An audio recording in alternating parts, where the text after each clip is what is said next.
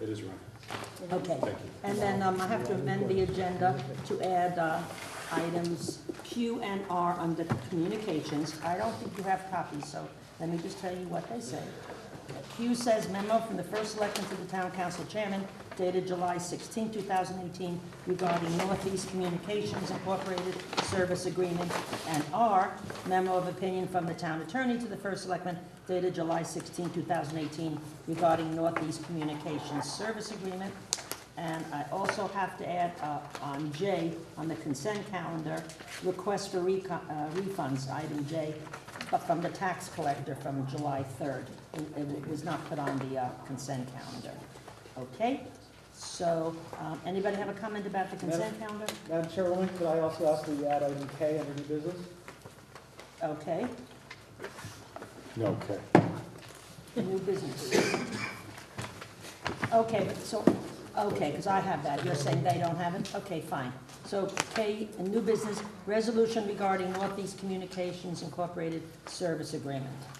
All right, anything about the consent calendar? Otherwise, No motion to add those? oh, we have to vote to add them. Oh, thank you. You know, if you give me months off, it doesn't, I don't remember. All right, so can I have a motion Just did. to amend the agenda? So moved. Okay, seconded. Do we have to vote on that? No, I think Yes. You do. We do? Yep. Okay, we have to vote. All in favor? Okay, passes 7-0. Going on to the executive session to discuss pending claim with Hooker and Holcomb. I'm inviting into the executive session Mr. Kellogg, our first selectman, Ron Bonowski, the finance director, and Gabrielle de Blasi, the Board of Education finance director. Everybody else has to leave for the executive session. All right, it's recording. Okay, Bella Rosa. so our next thing is we are up to, I will, okay. try. Mrs. Martin voted to come out of executive session. We'll talk. All right, our next thing is public participation. Anybody wish to participate publicly? Consent calendar, Yes, sir. You have Um, to do, Communications. consent calendar and communication. I passed the consent calendar unanimously. You gotta make a, We didn't do it yet. Okay, all right, let's look, anything about the consent calendar? I thought I did it, but anything No. about the consent calendar? Communications, I have. Okay, all right, so I'm passing the consent calendar. Communications, anything about communications? Yeah, point, Madam Chairman, point, F, it's Newtown Savings Bank, not back. Oh, of course, okay. So in F, it's Newtown Savings Bank. It's a typo error. That was fixed in the amended agenda. Oh, thank you. Okay, anything else? Mine, it wasn't. Anything else in communications? No, it's not. One says No. bank, one says back. So, Still F. Thank you. anything else? Or else I'm passing the communications, and we're going on to public participation. Anybody who's to participate now, if you come forward and give your name, sir, address. Thank you. Rich Pasco, 266 Cutler's Farm Road, and the spelling was P-A-P-S-C-O-E. S-C-O-E. All set? Thank you very much for the opportunity. I was here, I believe, about a month ago at the last meeting discussing the pavilion, and I live right across the street from the park. The first concert was incredibly loud, but after that meeting, working with Rob Primarak and Ken, the first selectman, they have been incredibly responsive. Rob and I communicate every week, and it's gotten better and better and better. You know, the sound problems are not that big of a deal, and evidently I've become that guy from the neighbors of Wolf Park on the side. Never wanted to be that guy, but here I am being that guy. I like the concerts. I like the plays. Ken seemed to put together a fantastic plan, working with Rob to ensure that the neighbors are not blasted with music until all hours of the night. So should the new proposed pavilion project go forward in whatever manner, and that's not up to me, it seems like the path has been set and people are taking it seriously and realizing that it is a concern. And my point last time, and my only point is fairness amongst people in town. If you gotta keep it quiet by the high school, keep it quiet by the park too, because there are people that live there. So once again, I enjoyed the concerts, and you guys are making great strides. Thank you so much. Phenomenal communication. I cannot be more proud to be a resident of Monroe, so thank you very much. Okay, Thank you. Thank you. Anybody else wish to publicly participate? You have to beat that. So, seeing nobody, I'm closing the first public participation. I believe there are no appointments tonight. So going on to action items, A, Town Council Committee on Finance, Education, Health, and Public Safety Matters. Thank you, Madam Chair. No, we have not met since last council. Okay. B, Town Council Committee on Planning and Zoning, Public Works, and Parks and Rec Matters. There were a lot of things, and hopefully you find this interesting, because if you don't read some of these things, there's a proposed new home from Planning and Zoning. There's a proposed new home for Sound the Trumpet Baptist Church. It's edging closer and closer to becoming reality.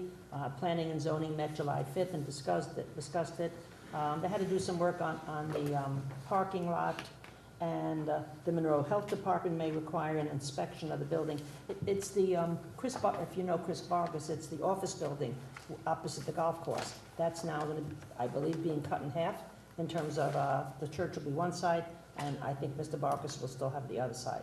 So the Monroe Health Department may require an inspection of the building's 18-year-old septic tank, but Scott Bajorklin is the architect on the job. So he doubts it will be needed to be replaced. An office on one side of the building is never occupied by more than 2 people, he pointed out, while the space the church wants to use has been empty for years. The state's Call Before You Dig utility hotline may also be able to pinpoint the location of the building's water line. And then P&Z Administrator Will Aggressor at the last P&Z meeting talked about that Bajorklin, the reverend's name is Montanez, and they're going to provide a layout for the church's interior, including the location of seats, the pulpit, and other fixtures. So more will be coming on that in the near future. There's also a new building at 550, 560 Main Street on the corner of Verna Road. That's by Bart Center. Someone named Norman Nagy is seeking approval for the closure of a small section of gravel driveway that opened onto Verna Road.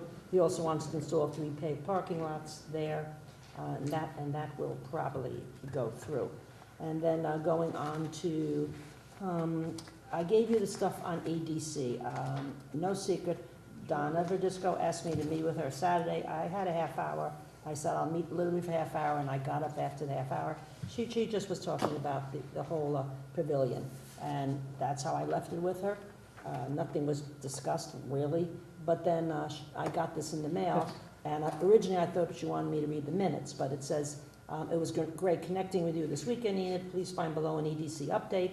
No need to go over attached, but rather give as a handout so people can read at their own leisure.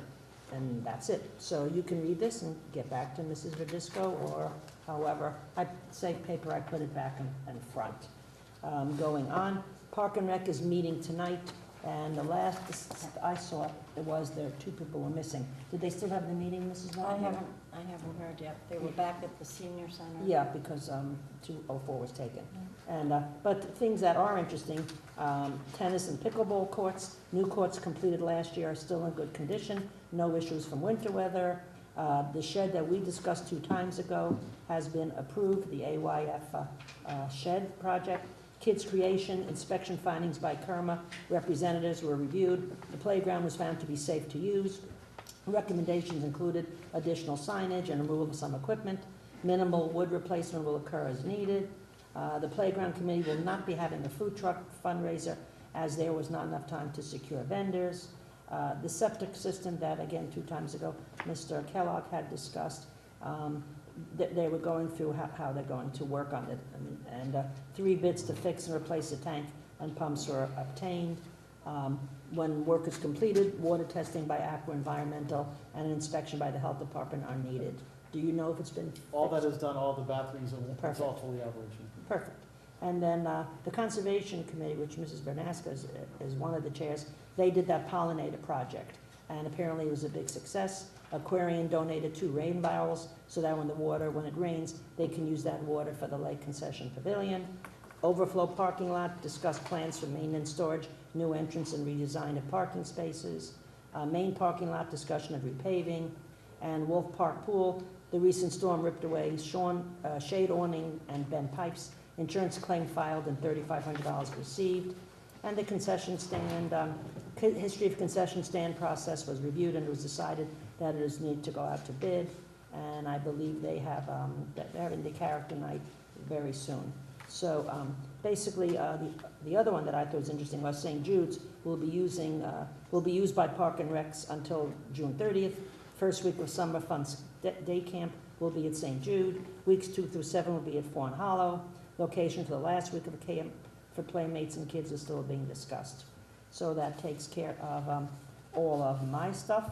Going on to. Madam Chairwoman, if I may just clarify, that Sure. the awning has been since replaced, since that insurance claim isn't finalized, and the concessions, as you know, you approved that agreement, and that concession is fully open and operating. Right, okay, thank you. All righty, going on to C, Town Council Committee on Legislative and Administrative Matters. Mr. Reed? Thank you, Madam Chair. We did indeed meet tonight. Everything we spoke about is through, so we will provide commentary and updates and guidance as we go through.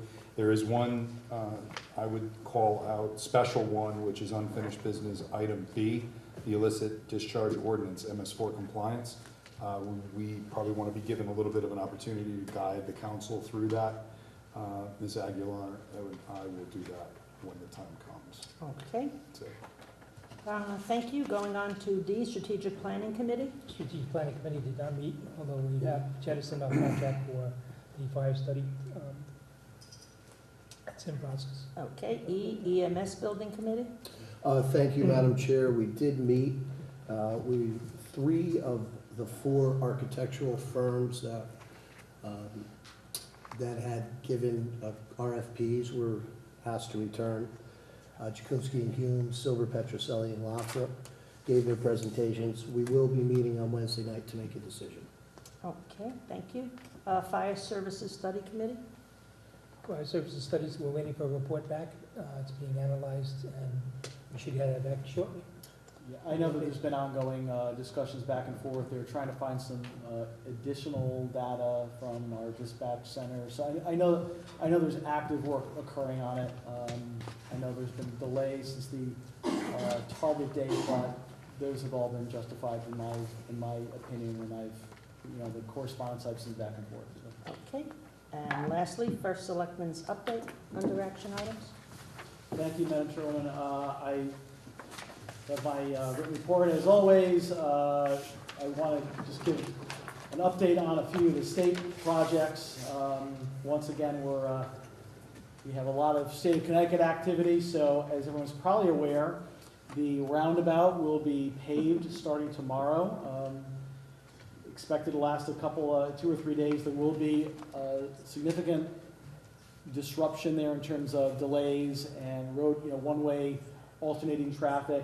So it could be a busy couple of days. You may want to avoid the area. There will be detours. There will be traffic personnel there.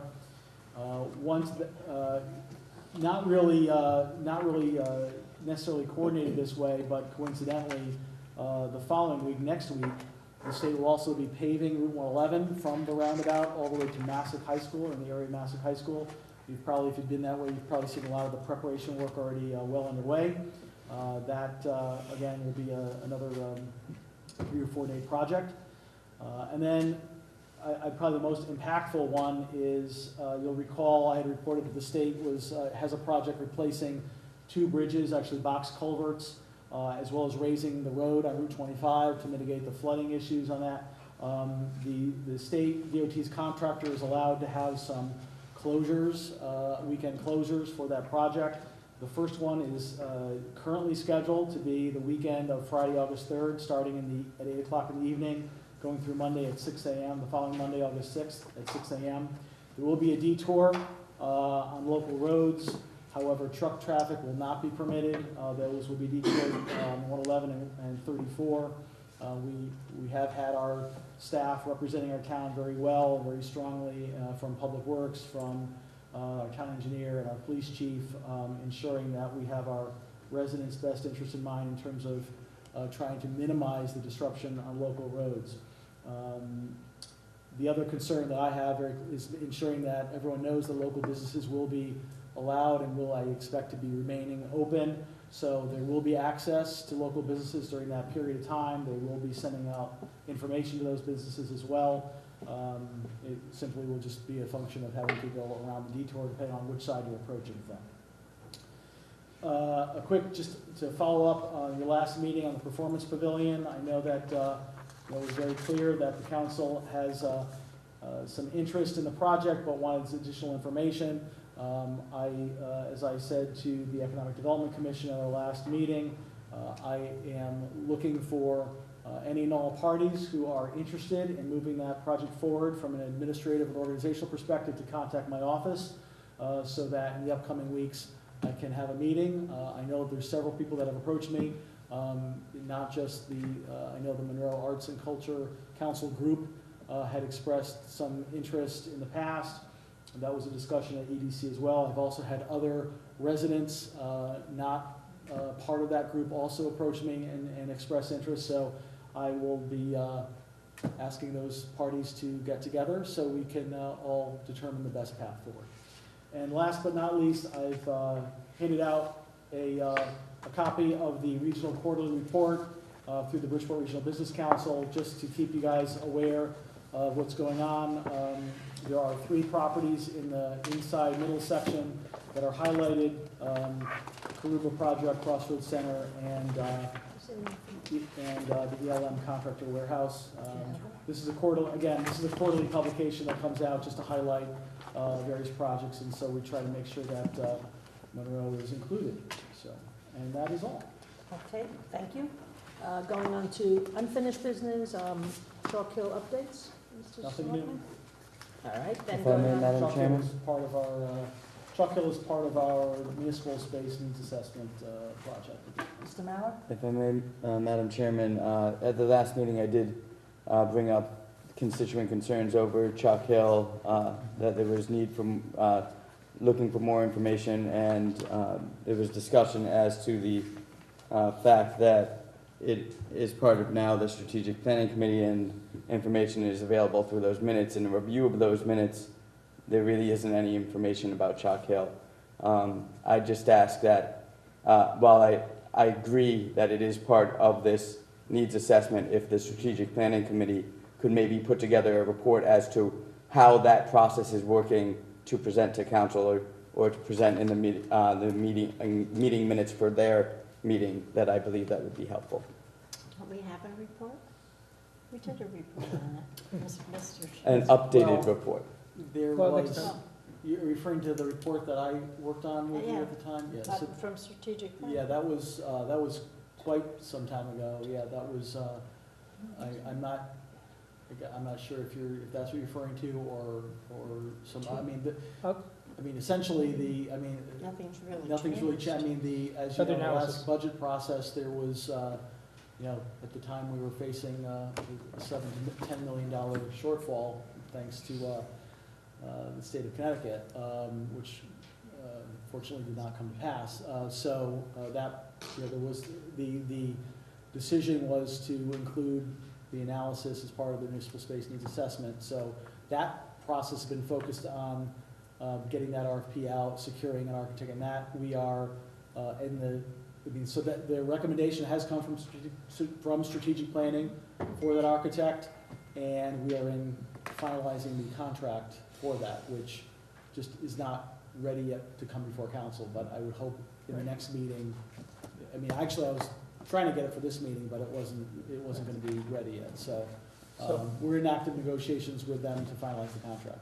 And my understanding is that once that contract is finalized and comes through council, if passed by council, then that will actually start the process of deciding, not only with Chalk Hill, but also other buildings throughout the town, as to what the best uses for those buildings are, and how to move things about. Yeah. So the scope of that effort is to evaluate the needs of the various programs, as opposed to just kind of putting things in a building. It's to assess the programmatic and departmental needs that exist at Town Hall, at the Senior Center, at the Food Pantry, at the Highway Garage. So all the programs that, and services that will be incorporated in that. And then to overlay the determined needs against the available space at those buildings as well as at Chalk Hill. Thank you very much, Mr. Schleckman. I think that adequately explains the process that's going on now, that I can return that information to Absolutely. other constituents of Monroe. We could, you could see that It's report basically 2 RFP. years ago. All right, so Wasn't preparing we're going on to unfinished business. We've done Chalk Hill, I'm going on to B, illicit discharge ordinances. And, So, this, I know at the last meeting, we did not take it up because it was still in committee at L&A. It actually is still in committee. I'll let Mr. Reed speak to that. It could be, basically, they had a conversation at L&A in regards to this. The thought process was that, should the council find this right to proceed, the next step would be to set a date for public hearing. However, I think Mr. Reed and Ms. Aguilar at L&A thought that it would be best to have a preliminary conversation with council. And I have Attorney Marino, who's been working on this with Mr. Schatzline, who can maybe answer any initial questions. And then it would still allow, certainly, if you wanted L&A to go back and get more information, you could. Mr. Reed, why don't you could probably articulate your... No, Mr. Kellogg, I think you hit all the points. As Mr. Kellogg said, we felt a few things were conditional to our discussion tonight. One was council, probably this is the first time many of you seeing this, and certainly the latest version. Attorney Marino had some updates to do out of our last meeting in L&A, which this agreement did not come out of. It didn't leave our subcommittee. Number two, we are in summer session, so we thought, especially two council members tonight, may want to have a chance to vote on this and move this to public hearing. We also found out, although there is some urgency behind this, waiting until after the summer, waiting until the most amount of people can come back for a public hearing. We do have a lot of vacations. I mean, the next one's right in the middle of August. Really bad time to probably get people to town hall. So we felt a lot of those types of things, those variables and those situations probably lent itself to not voting tonight or not recommending a town meeting, public hearing, but to talk about it a bit more. So we asked Attorney Marino to hang around after L&A, and Scott Schatzline's here as well, so the two of them can bring us through any answers to questions or concerns we may have. So that's, however, I will leave it where Mr. Kellogg was going to, and wasn't stealing my thunder, so thank you. At the end of the day, we did allow it to leave our committee. Ms. Aguilar and I did reach a consensus on this, that if council does so wish to push this forward and go to a public hearing, we can. So it has left our committee officially. Quick question, Mr. Reed. Could we possibly come to consensus this evening and just not schedule the public hearing until September?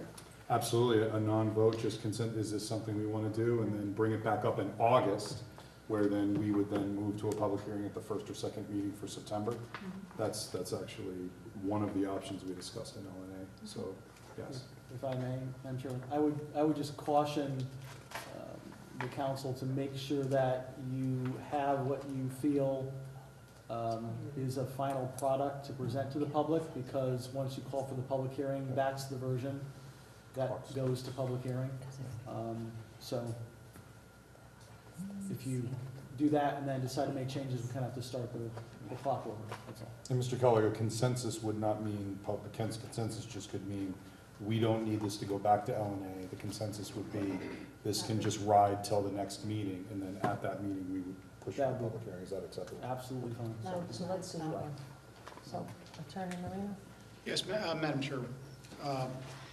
What's before you is what's generally referred to as the MS4 ordinance. This is an ordinance that is a result of an initiative out of the EPA that's put forth on the several states and is being managed through the state's Department of Energy and Environmental Protection. All of the municipalities in the state are being directed to adopt an ordinance. The ordinance that's before you is based upon the model ordinance that was drafted. It is modified slightly to accommodate Monroe specifically, and other than that, it is primarily in line with the model ordinance that the other municipalities have been adopting. Mrs. Martin? What specifically would be accommodations for the town of Monroe? Yeah, there was some suggestion that in order to give the town more flexibility, in addition to including the party, among the parties the first selectman can appoint to enforce the ordinance, we've included the Water Pollution Control Authority. And I felt it was important to specifically name that entity rather than just generally refer to as a agent of the town, because the WPCA is a separate legal entity. Do we have an active WPCA? They are not, they are named, they are not currently meeting, as far as I'm aware, so this would potentially provide. Something to do? Correct, that was my thought. But that's at the first selectman's discretion. Okay, any other questions? Mr. Mauer? Were there any, for the members of LNA, were there any other concerns outside of the timing aspect of things in your discussions through LNA? You're saying no? You're saying no? Apologies, I was trying to get a document off our, so what is the? It was just, were there any issues other than just the timing as to the hesitation to having it leave LNA, or was that the only? Great question. I want to go back a meeting, if you allow me to. So we went back a meeting, Attorney Marino brought up quite a few things. We did have a fair degree of back and forth. Attorney Marino then took that away, provided the latest update. They were, I would call them minor. This is pretty, from our opinion, pretty acceptable to what the EPA is asking for in the state. Going to this meeting, there was nothing outside of just the timing and the council members being here and things like that. Nothing was robust discussion around the details this time around. Thank you. Okay, anything else? And let me also mention, we all know that the meeting for August has been changed, I believe, from the 13th to the 23rd, 27th. So does that affect people in terms of, like, me personally, I had my vacation, so I won't be here at the next meeting, because I would have been if it was the 13th. But that's just me. Are there other people, in case we do come to a consensus? It's August 27th, is that what you said? I Yes. believe Mr. Lito had polled the council at the time, Okay. then you voted on the change, right, to make sure there'd be a quorum? That's my understanding. Okay, that's what I was I just concerned. wanna, No, thank you, because I was With that in concerned about mind, that. yeah. So, With that in mind, is there a time, Madam Chair, is there a time requirement or restriction or element with this that has to be enacted? From a regular, from a Regular compliance person. perspective or a charter perspective? Compliance. There are compliance dates that Mr. Marino can speak to. The issue is that the state of Connecticut, is not, they're not enforcing or fining. There are many communities that haven't even begun this process. There are many others that are ahead of us. As I articulated before, my understanding is we're probably, and Mr. Schatzline could probably confirm this, we're probably in the kind of the two-thirds ahead in the pack, right? I mean, we're not ahead of the pack, we're probably two-thirds there. Yeah, it's a requirement in year one, but by the time they would even find out about that, we have an annual report that comes out in January. So we have time. So Time frames wouldn't restrict us at all. No, The September, ordinance there's is no. not going to affect the obligation of the reporting. So that'll go on regardless of the existence of the ordinance. I think that's really what they're gonna be looking for. I think they had originally set a deadline of July 1st, but you're within spitting distance of that for government's sake. And quite frankly, if you were inclined, putting it to your September meeting might be more beneficial to the general public, who may also have before school starts. Yeah, So, but that's what I'm thinking. I would suggest you might want to carry it forward to your August meeting, depending upon the timing between that meeting and your September meeting, to see if there's enough notice to put it out for public hearing. Otherwise, you arguably, if you put it out for public hearing tonight for your September meeting, you could do that, but as the first selectman already articulated, then this will be the document that will be presented at the public hearing. I'm not so sure we just should not do this in September and make the public hearing 2 weeks after that. Perfectly fine. Can I make that a motion and see if it goes through, or? I don't think you can, I mean, unless the, Okay. I think you could just, How about by you consensus? could just carry it over to the next meeting and not act on it tonight. I have one question before we do that. Mhm. As it stands right now, there's no knowing aspect, no knowing clause of, it's just no person shall discharge or cause to be discharged, it's not shall knowingly discharge. Is that a requirement for the state, from the state aspect, that it has to be strict liability, or? I had an interesting conversation, Scott and I had an interesting conversation about this whole concept, and I think he captured it best, and that is, we're at the infancy stage of what's going to become a new regulatory framework, and to mitigate against pollution, and the pollution that was focused on about 40, 50 years ago was the impact to our wetlands and resources. This is kind of a carry forward of that, because they're finding that the amount of pollution in stormwater discharge is really having a greater impact than the concerns originally raised about the wetlands. So I think this is a work in process that we're likely going over the course of the next couple of decades, going to be tweaking and working on. But conceptually, what it's designed to do is to prevent a person from discharging into a stormwater system that is going to have an adverse impact on the waterways and the water courses of the state and the country. So, it's not just the general storm water that is rolling off of your property into the street. It is something more specific that is causing pollution. So is there a strict liability? I didn't know that it was done in there was a pipe there from 1950. I don't believe you're going to have an enforcement concern with that. Okay. Okay. So I'll just throw this out. The first meeting in September is the 10th. Labor Day's very early this year.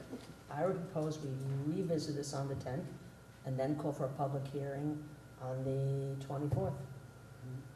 That way the people who read this stuff in the report, the Monroe Courier, they might say, hey, I want to get involved and see what the discharge is like, etc. And some people this may be very important for, and we haven't pushed it down their throats, so to speak, tonight. Kevin? That sounds great. 14 days is enough for statute on Yep, notice. yep. And then the other thing is I would advise council to be familiar with the rule. All right, the so documentation. So we're now putting in the minutes, we're going to have a meeting on September 10th to discuss this again, and then have the public hearing on the 24th of September. If it passes. If it passes, so that's my motion. So that's it. Is there any debate? Can I make it as a motion? May I, Go ahead, sure. we don't have to vote on it. Okay. We don't have to. They're just taking no action tonight. Just take no action. It's my edict. Ooh, Deferred. It could be your thought to be Thank presented. you. Thank you. All right, then we're going on to, Thank you. so this Thank is you. Leslie, thank you very Thanks, much. Teresa. All right, going on to new business, and now I'll go back to my usual way. So this is the Metro Cog Professional Services Agreement, MS4 permit. I will introduce the following resolution. Resolution regarding MetroCog Professional Services Agreement, the GIS services for MS4 compliance, and move for its adoption. Resolved that Kenneth M. Kellogg, First Selectman of the Town of Monroe, is authorized to execute and deliver on behalf of the Town of Monroe the professional services agreement and any associated documents by and between MetroCog for the GIS services to support MS4 compliance. Do I hear a second? Second. Second by Mr. Condon. Discussion? Thank you, Madam Chairwoman. So, as you'll probably recall from the most recent budget process, there are several aspects of MS4 compliance. In prior meetings, you've actually, in the budget process, you've allocated some funds towards that. Recently, at a more recent council meeting, you voted to appropriate additional funds towards the MS4 compliance project. One of those aspects is implementing a GIS data layer for the components that are integral to the MS4 permit compliance. As you know, we utilize MetroCog currently for our GIS. They have significant expertise in this area. It would certainly is the most cost-effective way to pursue this. I would ask that I could certainly refer to Mr. Schatzline for any specific details or questions you may have relative to the technical aspects of the work product, but it's basically creating a layer to have our stormwater infrastructure in GIS. So with that, if you have any questions, or Scott, if you'd like to elaborate, feel free. Yeah, so the MS4 program has a number of components to it.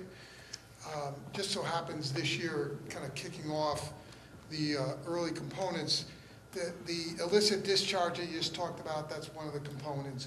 But two of the components that are due really come before that, and one of them is this mapping process, and the other is a screening process. So what's going to happen is we are required to basically inventory the storm drainage system, all the outfalls, all the pipe network, and determine where everything is, how it flows, where it comes from, inventory that, and then have a spreadsheet and data all about the condition of it and things like that.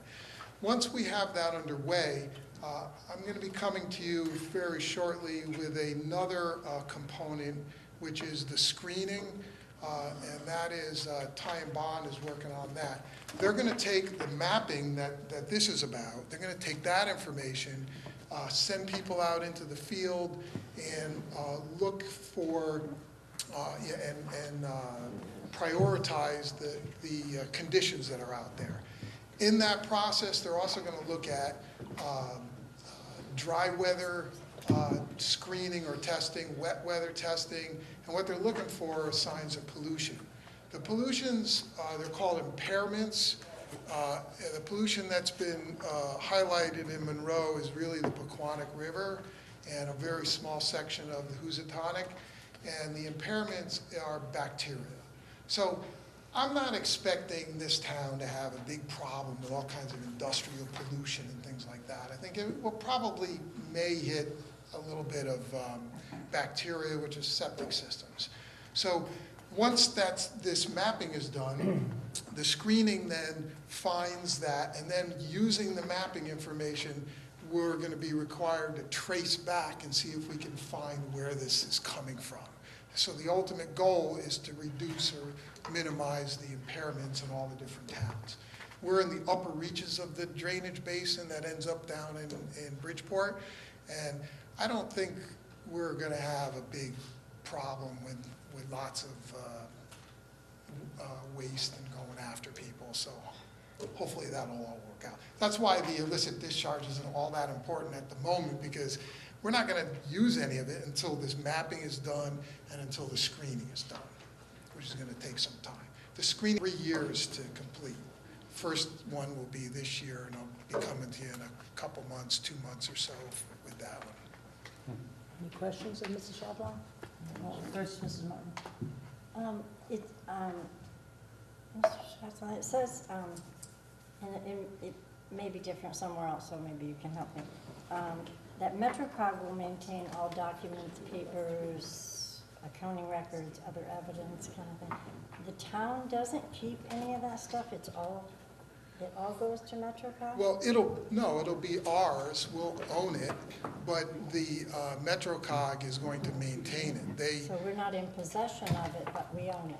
We're not in possession of it because it's on the internet. It's web-based, Right. It's our GIS system. If you go on the town website now, you can call that up and you can get the tax records, you can get topography and that type of information. The information that they're gonna put on there, a lot of it is coming from us, but it's in different formats.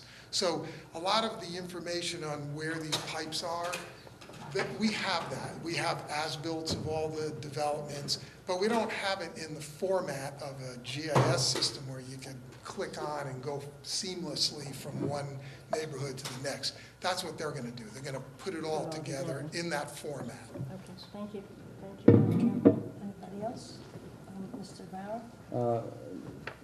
Thank you, Madam Chairman. One item that I noticed in number 5 of the contract, and when we were talking about fees, we have a total firm fixed price, which is great, with some small exceptions, including any increase in the scope of services.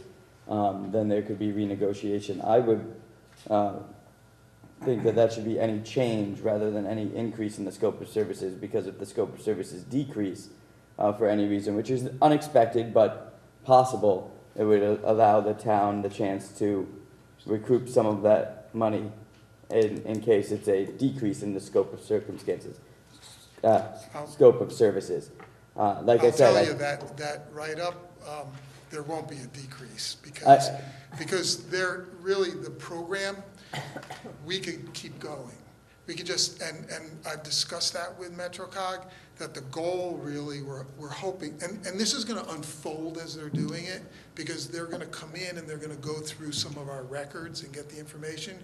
And the goal is to get as much as we can, knowing that we're not gonna get it all. I wholeheartedly agree with you, and I agree that the chances of there being that 99.9998% of the time there would be no decrease, but for that 0.0002% of the time, having that word in there in case it were to happen and having change instead of increase just adds an extra layer of protection that I don't think changes the substance of the agreement in any way, shape, or form. Certainly couldn't hurt. Anything else? Okay, so can we vote on this, all in favor of? I would ask for an amendment in the contract under number 5, simply changing the word increase to change as amended part of the motion. Okay. All right, so let's vote on the amended. All in favor of the amendment? It passes 7-0. Now, all in favor of the motion as amended? Passes 7-0. Thank you very much. Going on to Newtown Savings Bank Agreement. I will make a motion to adopt the following agreements between Newtown Savings Bank Cash Management Services Master Agreement, Automated Clearinghouse Origination, ACH Services Addendum, Remote Deposit Capture Addendum, and Sweep Investment Service and Master Repurchase Agreements, and the Town of Monroe. Is there a second? Second. Second by Mr. Condon. Discussion? So, Madam Chairman, the Newtown Savings Bank approached our finance director asking that agreements that we have currently in force and in place that were executed by the prior first selectman be re-executed under my signature. The finance director has no concerns in this regard. The town attorney's reviewed it, he has no concerns.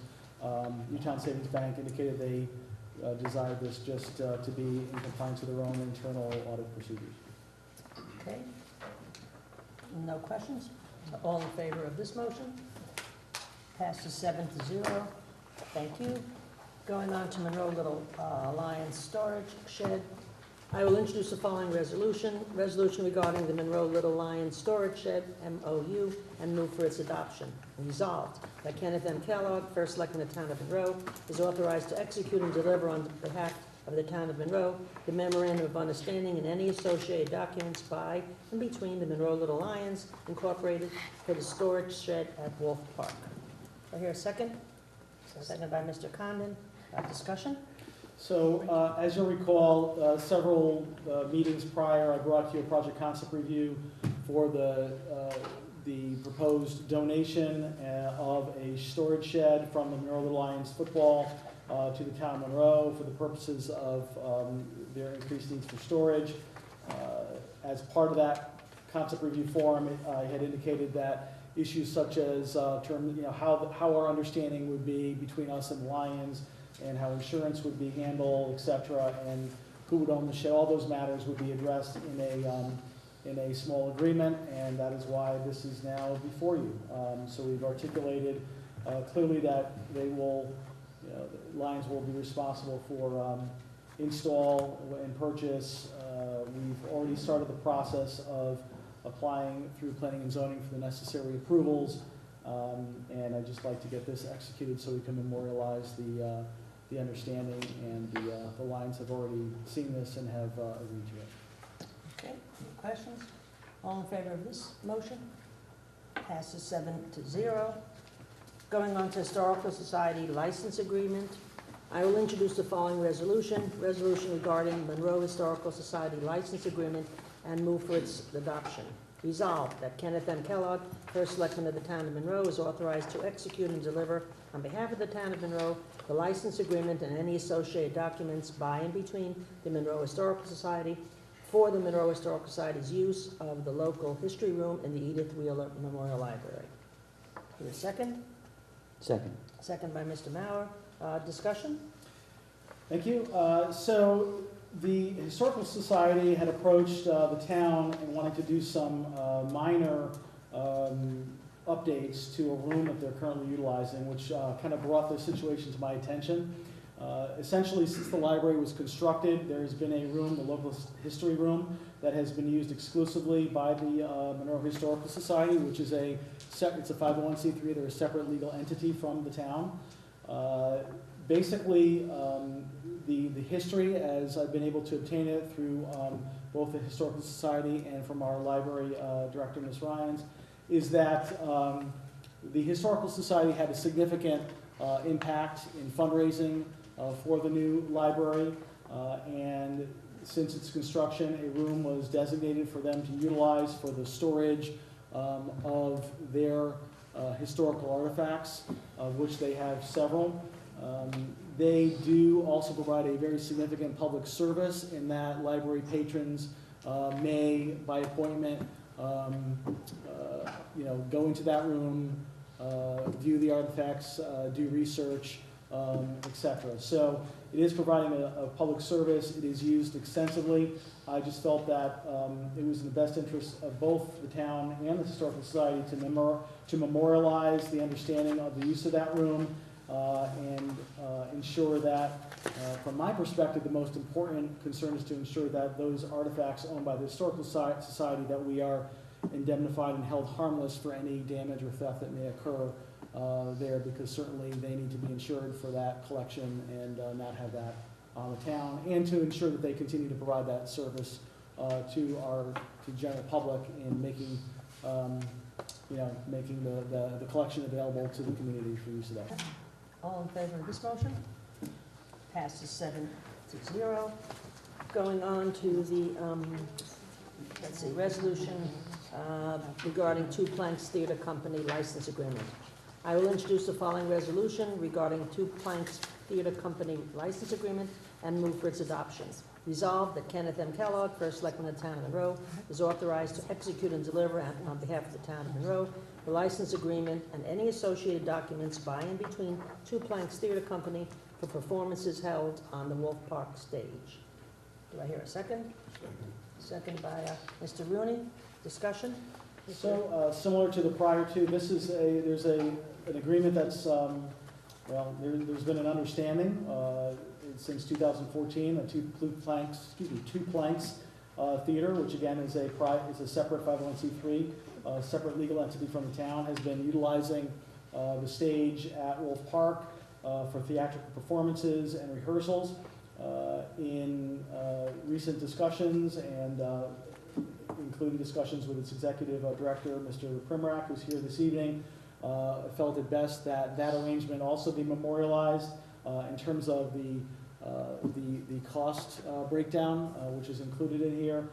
This is consistent with what has occurred in the past in terms of how the costs would be shared. As far as the additional item for the increment, the dollar per ticket sold, that is to address our incremental costs of additional personnel that are needed on those evenings, Parks and Rec personnel, and it's our belief that that will cover those incremental costs. The other important component that I wanted to ensure that we had articulated and agreed upon had to do with the noise and the intensity of the use. So again, in a very positive conversation with Mr. Primrak, we've agreed that rehearsals would be much more limited than in the past. They'll be limited only 4 rehearsals prior to each run of a performance, and only the last night of rehearsal would there be sound amplified. And it also has some cutoff times in terms of when rehearsals and performances must conclude, 10 and 10:30 respectively, and that sound also amplification must also end after that point in time, and then a reasonable time for cleanup periods and exiting the park. Again, trying to accomplish a balance between what they're looking for, have approached the town to continue to use this that stage so that there's a practical use for their shows, but also balancing, I think, the reasonable expectations of the neighbors to have a cutoff period of time and not to have kind of an open-ended use of sound being amplified many nights. And again, another big consideration of mine was insurance. And clearly this articulates the insurance requirements that 2 planks will carry as well. So I think that is the big things I wanted to touch upon. Okay, all in favor of this one, or questions? First, Mrs. Martin. May I ask Mr. Primrak? Sure. You're familiar with this agreement? I see your name's on it to sign it. Yes. And can we assume by your presence that 2 planks is in agreement Yes, with yeah, this? we negotiated it together over the course of the last week or 2, and we're fully in agreement with the agreement as written. Thank you for that. This is Mr. Merrill. I'd just like to commend the town, 2 planks, Mr. Papsco. It's very refreshing to see when there is a concern amongst both organizations and members of the community for those organizations and members to be able to come together on their own and come to a resolution and work to resolving those issues in such an agreeable fashion. And that's something that, as Mr. Papsco said about being very proud to be from Monroe, this is something that I think this community really shows in spades, and so it's very refreshing to see that in action. So thank you all for your work and cooperation with this. Okay. Thank you, Mr. Morrow, and I want to extend my thanks. Well, I mean, Mr. Permack was certainly very, it was a very productive, non-adversarial conversation. Yes. Very No, it's reasonable. Mr. Condon? I too like to applaud the effort. I think it's great. I do have a couple of questions, though. Under item 2, the town shall have the right to reasonably restrict the license prohibit any performances. Who determines that? Is that Parks and Rec? That would be in the town's, determination. But again, this is for the period, this is for This year. their July performances. We already know what performances they're putting on. Gotcha. And To my knowledge, there's this nothing year? objectionable, There isn't. but, And then my second item was on D. You said the dollar is for Parks and Rec, Parks and Rec staffing. Is so. there any allocation for police if we go to that 800 mark or 600 mark that we were talking about last time? I think we may need some police vehicles directing traffic, but that's just a thought. We don't, there are no police, if the parking was such that we had to open up that side lot, it could just easily be done by Parks and Rec, it wouldn't require. The intent is that this would not rise to that level of police. Okay, anything else? So, all in favor of this motion? Passes 7-0. Thank you. Going on to a resolution, behavioral health consultants contract. So I will introduce the following resolution.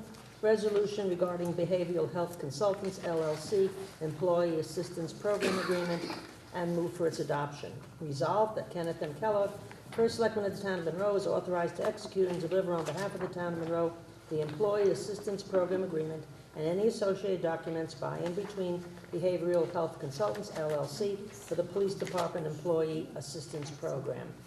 Do I hear a second? Second. Second by Mr. Mauer. Discussion? So this is a standard contract with our employee assistance program provider. We actually have a couple of these. One is specifically for the police department. It is due for renewal, as you can see. There was some very minor negotiations the town attorney accomplished in the indemnification language. Other than that, it is unchanged from prior years. Simply looking to get its approval. This is a standard benefit that's included in our benefit program and is appropriately budgeted. Okay, anybody else? All in favor? Passes 7-0. Going on to the settlement agreement with Hooker and Holcomb. I will introduce the following resolution regarding Hooker and Holcomb's Incorporated Settlement Agreement. Resolved that Kenneth M. Kellogg, first selectman of the town of Monroe, is authorized to execute and deliver on behalf of the town of Monroe the settlement agreement by and between Hooker and Holcomb Incorporated to rectify an error made in regards to actuarial services. Do I hear a second? Second. Okay, second by Mr. Condon. Discussion? No discussion. So all in favor? This passes 7-0. Going on now, Mr. Kellogg, I assume you'll call for the public hearing for the tax abatement? Actually, that is something I need this council to do. If you want, I can give you some background. Sure. So, as some of you are aware, our tax abatement application process involves a few different steps. One is before a tax abatement committee. That process was completed. The recommendations were then forwarded to the LNA committee as required. That process was completed.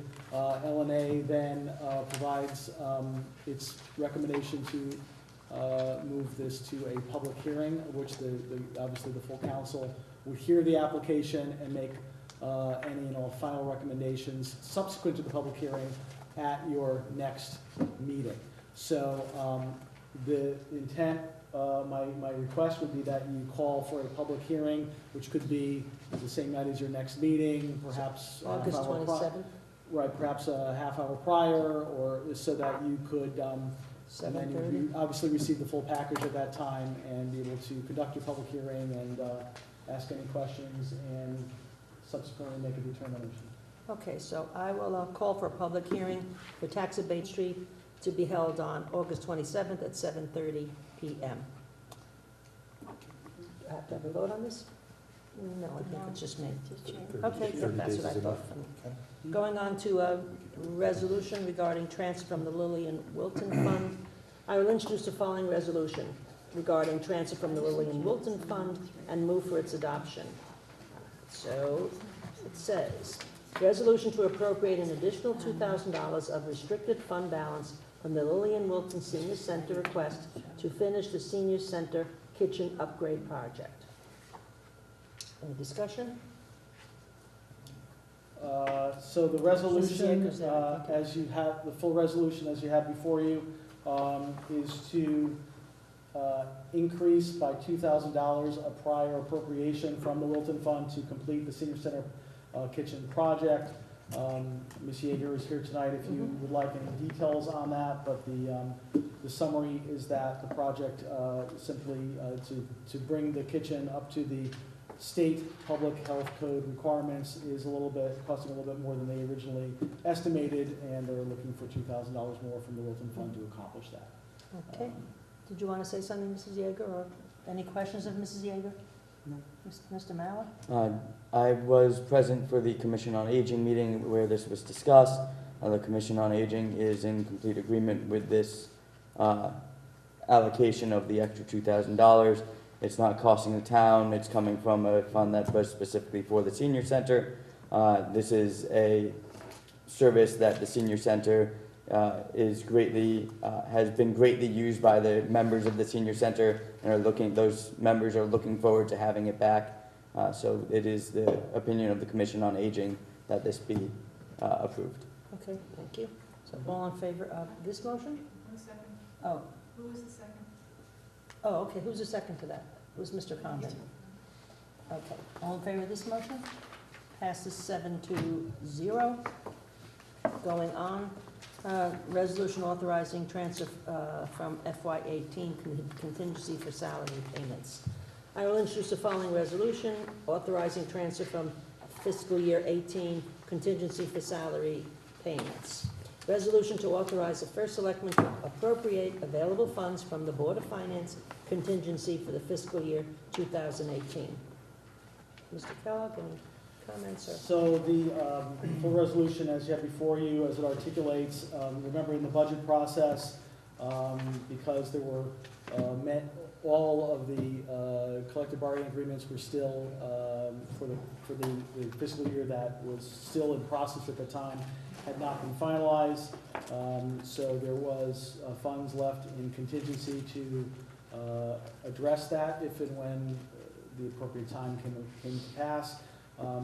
Given that the fiscal year is coming to a close, or has come to a close, and we need to be able to close the books at some point, we'd like to make sure we've accounted for as much as we can in the prior fiscal year. So this resolution allows for the retroactive salary payments that would be required pursuant to the collective bargaining agreements, which obviously come before you. You've seen a couple of them already and have approved them. So it transfers the funds to meet those, as well as any others that might be resolved in that time, as well as any commensurate retroactive salary payments for certain non-union employees with a cap of $25,000.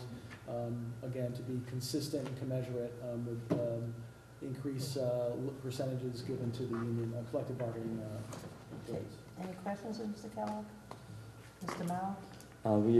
We expect the $25,000 to be a sufficient number. Yes, I've asked our finance director to estimate that, and he has indicated that will be sufficient. Okay, all in favor of this motion? Passes 7-0. Next, resolution regarding Northeast Communications Incorporated Service Agreement. I will introduce the following resolution entitled Resolution Regarding Northeast Communications Incorporated Service Agreement and move for its adoption. Resolved that Kenneth M. Kellogg, First Selectman of the Town of Monroe, is authorized to execute and deliver on behalf of the Town of Monroe the service agreement and any associated documents by and between Northeast Communications. Do I hear a second to the motion? Second. Second by Mrs. Martin. Discussion? So I just first want to apologize. No.